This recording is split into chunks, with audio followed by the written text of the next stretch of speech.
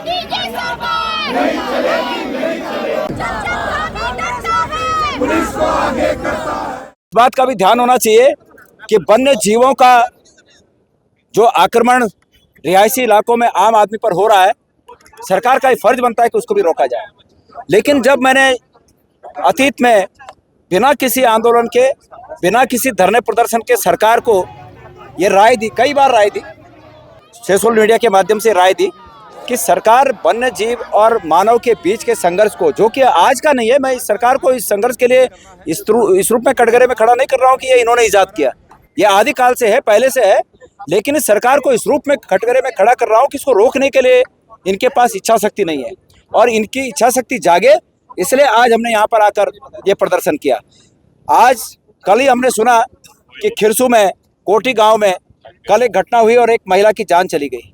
इससे पहले चमोली में इस प्रकार की घटना हुई, भालू ने बीरों खाल चौबट्टा खाल में इस प्रकार की कई घटनाओं को अंजाम दिया।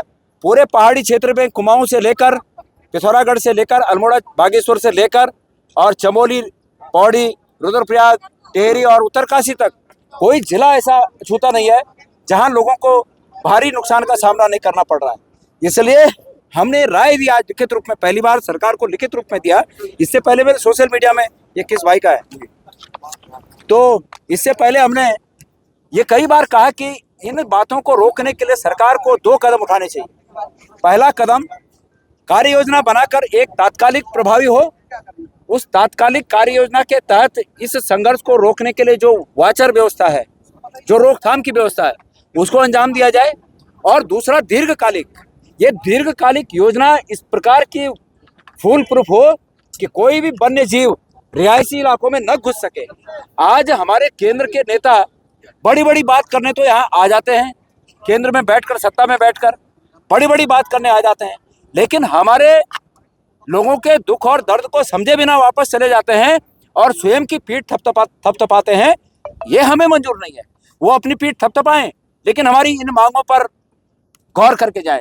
हमारी जो दूसरी मांग है कि दीर्घकालिक योजना के तहत उत्तराखंड को केंद्र सरकार के द्वारा वित्त पोषित योजनाओं के तहत ऐसे फुल प्रूफ बॉर्डर बनाने की आवश्यकता है कि जो वन्य जीव रिहायशी इलाकों में आकर मानव जीवन को या मानव संपत्ति को, आम संपत्तियों को नुकसान न कर सके।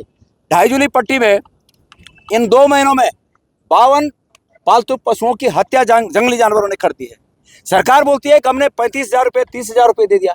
30,000 और 35,000 देकर एक तरफ तो सरकार गौ को माता मानने को तैयार है कि हमारी माता है, और दूसरी तरफ गौ के नाम पर 32,000 की मुआवजा राशि देकर अपने फर्ज की इतिश्री कर रहे हैं। ये बड़ा शर्मनाक है और सरकार इस पर चेते।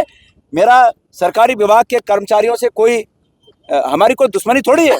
अभी पुलिस के साथ हमारी नोकझोंक हुई, वो एक अविवेकशील व्यक्ति के, हमने उनको पहले कहा कि भाई हम यहाँ जाकर बैठेंगे, हम, ये मेरी गारंटी है कि कोई नुकसान नहीं होगा, कोई अभद्रता नहीं होगी।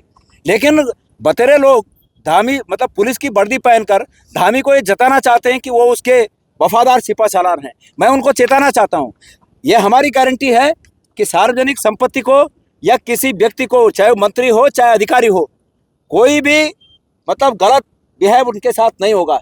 लेकिन उनको मैं ये भी चेताना चाहता हूँ कि हमारे लोकतांत्रिक अधिकार को, जो कि हमें कहने का अधिकार है उचित जगह पर, वो उचित जगह पर जाने से अगर हमें रोकेंगे तो फिर उनके और हमारे बीच, जैसे जंगली जानवरों के और आम आदमी के बीच संघर्ष चला आ रहा है, वैसे उनके और हमारे बीच में फिर संघर्ष होगा।